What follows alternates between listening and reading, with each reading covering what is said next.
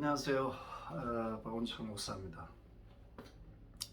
이렇게 길게 특집을 좀 하려는 것은 아니고요. 제가 늘 이제 평상시에 가지고 있는 생각들인데, 이제 이승만 대통령 외로운 선지자 이승만 대통령 책을 쓰면서도 제가 이제 받은 어떤 하나의 영감 아니면 지식은, 이승만 대통령에 의해서 대한민국은 이제 왕조 전체 국가에서 민주주의 국가로 탄생하는 아주 극적인 반전을 시작을 합니다. 그리고 그 위에 자유시장 경제라고 하는 틀을 놓고 대한민국은 드디어 세계 경제 대국으로 성장하고 기독교의 르네상스를 맞이하는 그런 단계까지 오게 되죠. 이제 그 과정에 이승만이라고 하는 한 사람이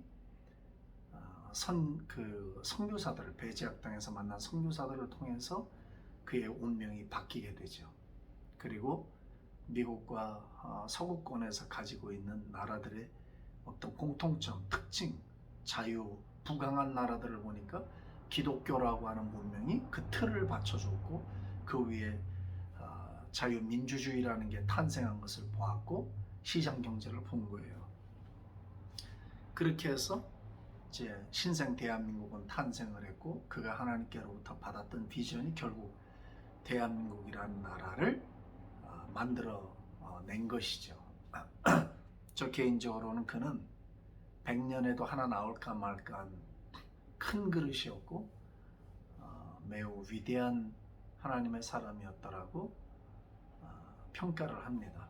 아주 객관적으로 봐도 그렇습니다. 어떤 정파 이념을 떠나서 이승만 대통령의 그 위대한 점들은 대한민국의 오늘날과 뛰어놀 수 없는 부분이라고 생각을 합니다. 그래서 이제 미국의 흐름은 곧 한국의 흐름과 직결되어 있어요. 둘은 쌍둥이처럼 같이 갑니다.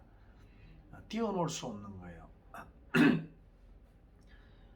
기독교의 영향, 교회의 영향, 또 미국 교회와 한국 교회 간의 긴밀한 협조, 선교사들의 파송과 미국 선교기관의 역할, 그 어느 것 하나도 미국과는 운명적으로 분리할 수 없는 쌍둥이 국가라는 것을 우리가 늘 마음속에 두고 세상 돌아가는 일을 좀 바라봤으면 하는 게 제 개인적인 생각이고요.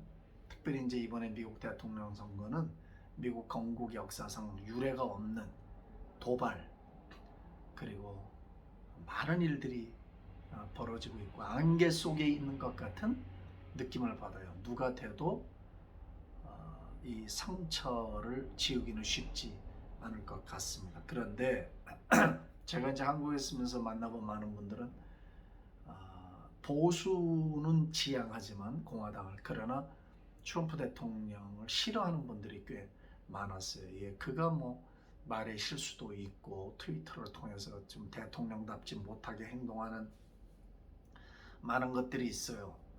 또 방위비 문제를 갖고 한국을 압박하고 동맹들의 가치를 흔들어 놓고 하는 뭐 여러 가지 부분에서는 그에게 확실히 문제가 있는 건 사실이지만, 그 이면에 또 다른 면을 볼 수 있어야 된다라고 저는 생각을 하죠.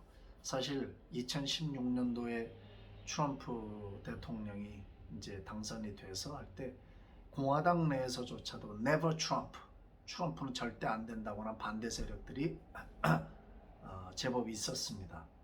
근데 시간이 지나면서 그 그룹들은 다 마음을 바꿨어요. 지금 조금 남아있는 그룹들은 그야말로 뭐 유야무야한 그런 세력들로 변했고, 이제 공화당 내에서도 트럼프 대통령의 편이 되기 시작했어요. 그 이유가 있습니다. 비록 그가 부족한 게 있다 손 치더라도 가만히 보니까 그 우파 이념을 갖고 있는, 보수의 이념을 갖고 있는 정책들을 꾸준히 실행해 나가는 거예요. 자유주의 가치를 선호하고, 그러면서 정책을 펴나가는 걸 보면서 괜찮네 하고 이들이 마음을 바꾸기 시작한 거예요. 이 미국이란 나라는 매우 특이한 나라입니다. 어찌됐거나 그래서 지금은 공화당 안에서도 트럼프는 어떤 절대적인 어떤 다수의 지지를 받으면서 선거에 지금 임하고 있는 실정입니다. 근데 그 미국 선거가 왜 이렇게 모든 세계의 관심거리인가? 특별히 중국이나 한국 이런데 또 EU 대단한 관심거리죠. 그럴 수밖에 없는 게 인류 역사상 미국만큼 전 세계 리더십에 있어서 영향을 주고 있는 나라가 없거든요. 독보적이죠, 사실. 뭐 중국이 뭐 언젠가는 1등 국가가 된다는데 저는 그렇게 보진 않습니다. 1등 국가라는 게 돈이 많아서만 되는 게 1등 국가가 아니거든요. 문명의 발달을 같이 해야 되거든요. 민주주의의 가치가 상승해야 하고. 근데 중국은 사회주의를 포기하지 않습니다, 절대로. 그런 의미에서 중국이 경제적으로 압도하는 국가가 될 수 있을지는 몰라도 1등 국가가 되는 건 그건 가능하지 않습니다. 중국의 문명이 전 세계 문명에 영향을 줄 수 있다? 나는 그렇게 보지 않거든요.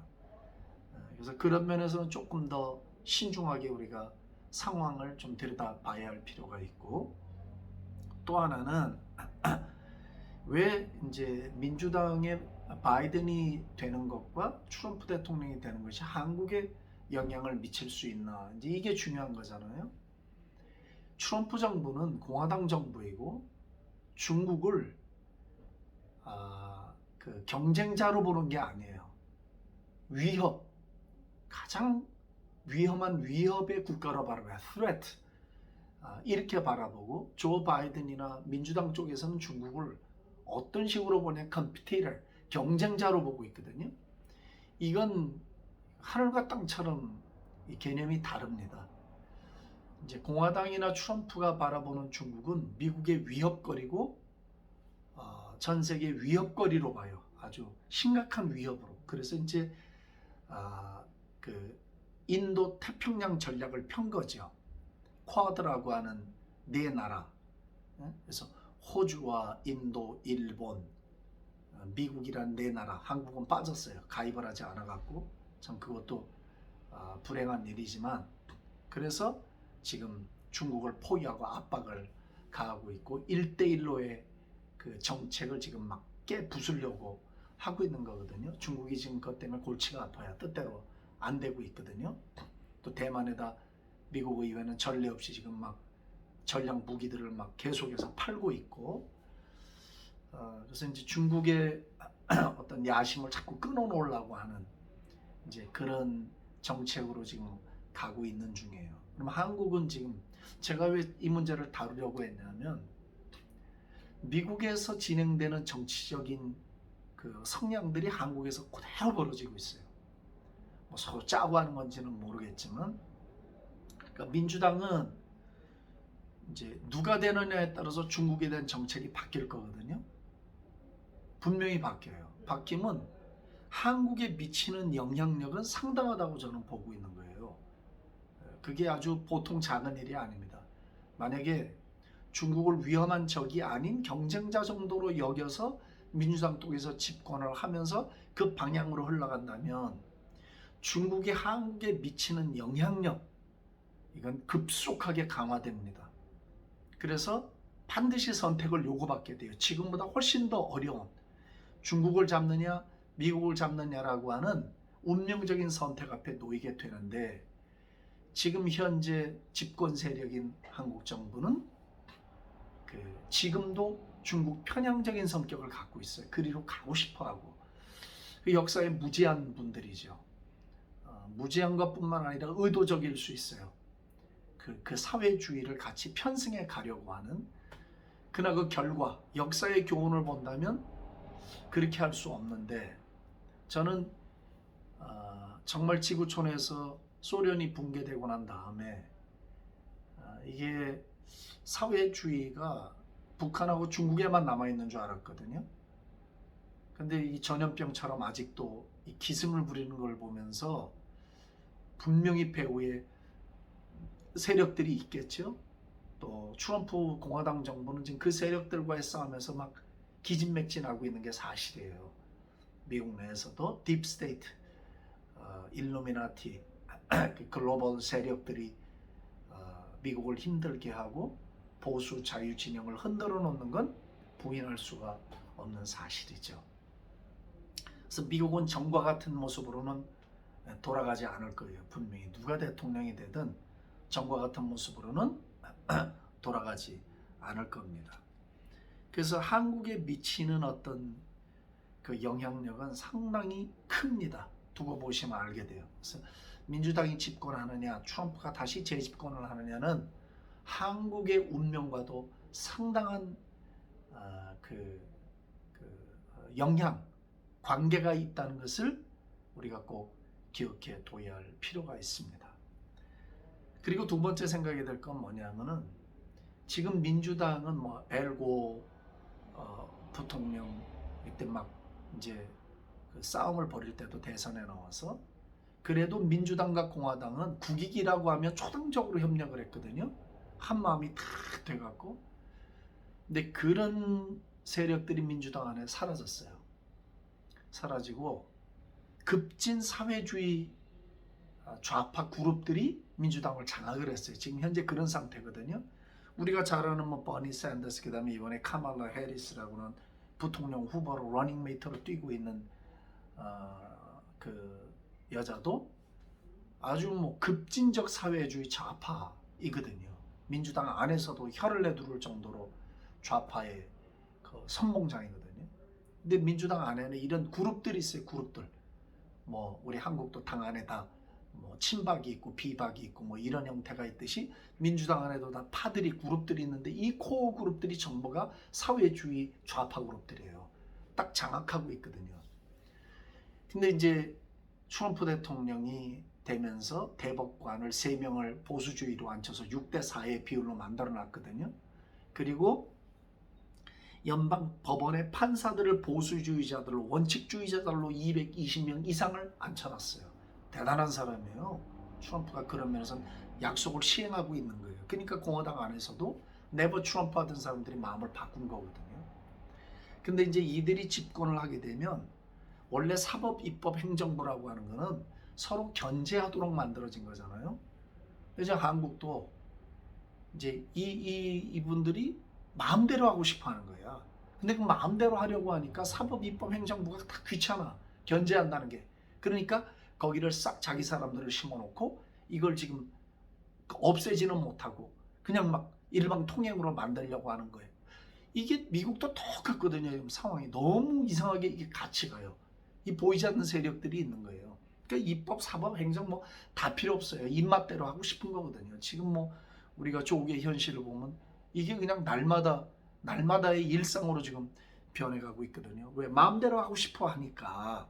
그래서 미국도 민주당이 되는 순간 대법관 수를 늘리려고 해요. 입맛에 맞는 판사들을 지금 앉히려고 하는 거거든요. 법 개정하려고 합니다.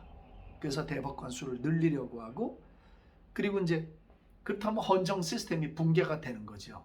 한국처럼 헌정 시스템에 문제가 오는 거예요. 그리고 이제 공식적인 통계가 미국의 불법 체류자들이 지금 2,200만 가량 됩니다. 근데 이들에게 지금 시민권을 다 부여하자는 거거든요. 그럼 졸지에 2,200만 표가 민주당 표가 돼버려요. 그럼 보통 대통령의 당락을 결정하는 표가 평균적으로 1,700만 표거든요. 이 2,200만 몰표예요.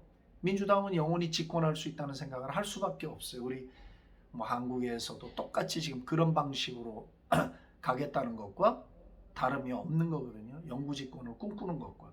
그래서 그런 걸 생각해 본다면 지금 민주당이 집권을 하는 것은 미국의 운명에 상당한 영향을 미치고 있다. 그건 부정할 수가 없어요. 지금 그래서 뭐 양쪽이 극심하게 이런 지금 전쟁과 싸움이 혼란한 것을 우리가 보고 있는 거거든요. 이제 또 하나는 이런 영향을 미치게 될 때 이제 동맹의 문제에도 상당한 그 영향을 미칠 수밖에 없다는 거죠. 그리고 이제 또 하나 이번에 이제 코로나를 대처하는 문제에 있어서도 사람들은 한국이 제일 잘했다. 뭐 나타난 결과로는 그렇게 볼 수가 있겠죠. 그러나 또 한 번 생각할 때 이제 공화당 안에서도 트럼프 대통령에게 참 잘한 일 중에 하나로 지금 보고 점수를 준 게 뭐냐면 정부 권력으로 강압 통제가 가능했지만 미국 시민의 기본권, 표현의 자유, 종교의 자유, 집회의 자유 침해하지 않으려고 최대한 노력을 기울인 걸 사람들이 간과하고 있어요.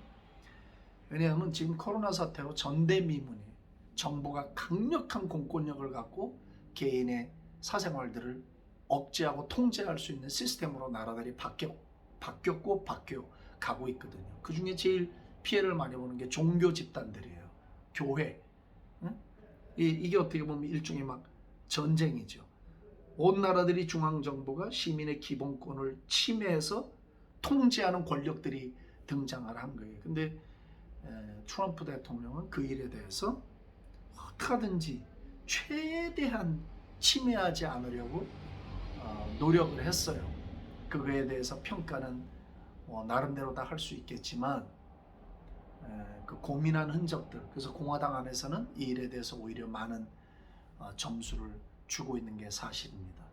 뭐 누가 대통령이 되든 이것은 세계에 영향을 미칠 수밖에 없고 더더욱 한국에 미치는 영향은 그 어느 나라보다도 훨씬 클 것이라고 생각을 합니다. 왜냐하면 저희는 중국과 미국이라는 자유민주주의 가치로서의 보루인 미국과 사회민주주의 국가로서의 이 양 사이에 끼어서 우리는 결정을 내려야 하고 행동을 해야 되기 때문에 매우 중요한 선거라고 여겨집니다.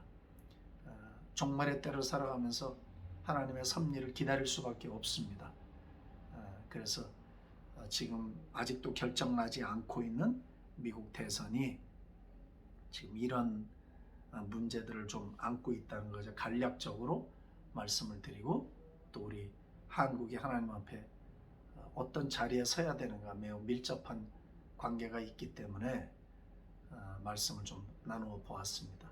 잠깐 특집으로 다루었는데 궁금하신 게 있으면 개인적으로 연락을 주시면 제가 또 아는 범위 내에서 답변을 드리도록 하겠습니다. 감사합니다.